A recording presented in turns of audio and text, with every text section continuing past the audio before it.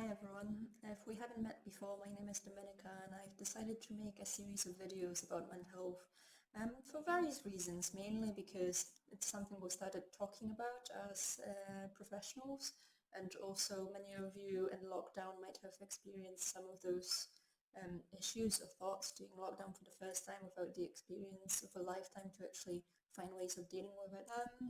What I don't want to say suffer from, because I don't really suffer, it's more just a part of my brain really. I tend to get quite anxious sometimes, mainly in relation to social anxiety.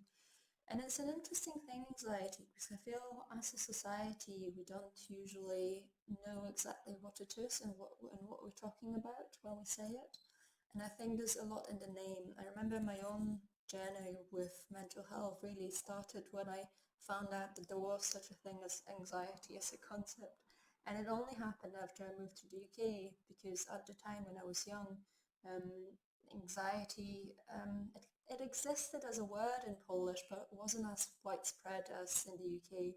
So it wasn't just something you could talk about with your friends. You could have maybe with a professional, but it wasn't as understood as depression, perhaps. What's in the name? What is anxiety? What does it imply as a concept, right? In Polish, the translation that we have is lękliwość, which actually means being afraid.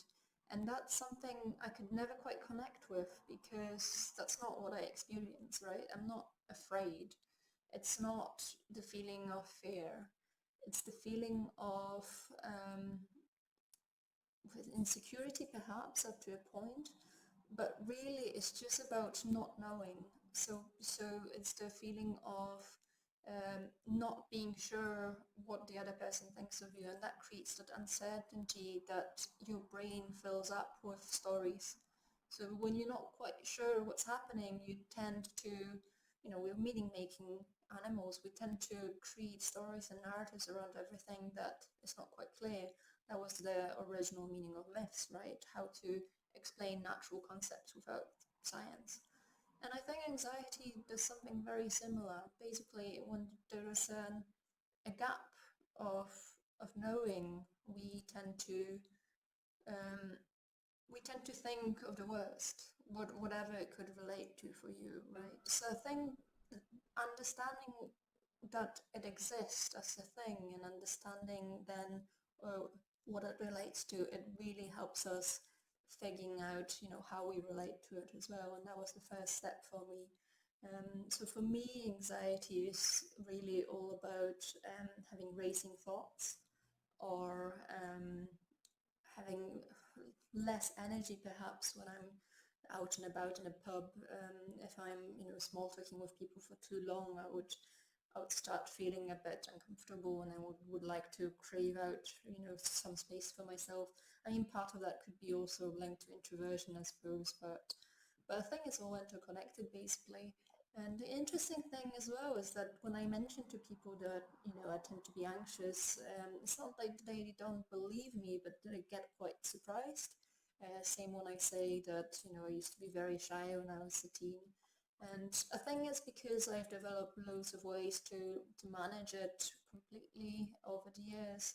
But that also makes it even more important to talk about it, because from my experience at least, um, if you if you talk about it, it loses its power over you. It becomes just a part of your experience, not something that happens to you. You've got, yeah, you're able to control it there in some way. And sometimes I feel that it's an advantage as well, because since I had to deal with anxiety for most of my life really, and since I had to develop, ways of dealing with it, when things like coronavirus happened, it wasn't as overwhelming as it could have been for others, because I was used to having those intrusive thoughts, or, I was used to thinking about the future and trying not not let it overwhelm me.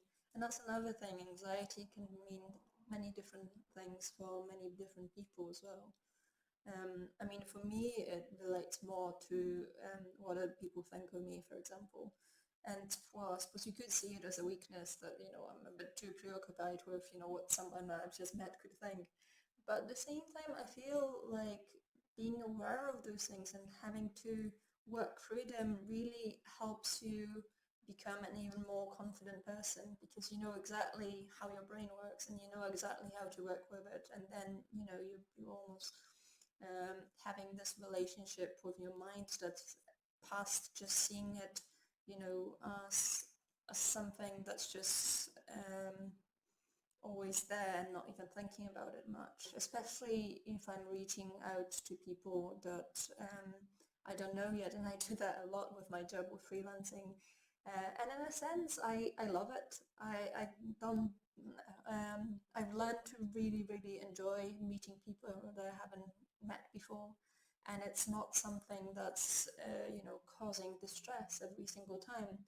But sometimes they just creep in. Sometimes your mind just plays tricks on you, and it's noticing those things and then being able to counteract them that really is quite helpful. So I would, for example, worry about if I said something silly, or if someone has thought that I'm trying too hard. All of those things that seem normal, and I'm sure people usually have those thoughts as well.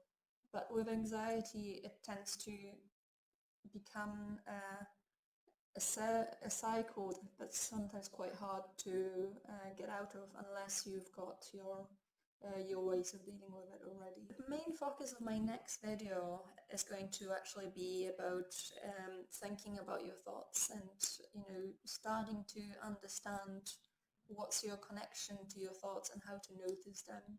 So I think that will be pretty fun, because that's the main thing that has helped me in my journey.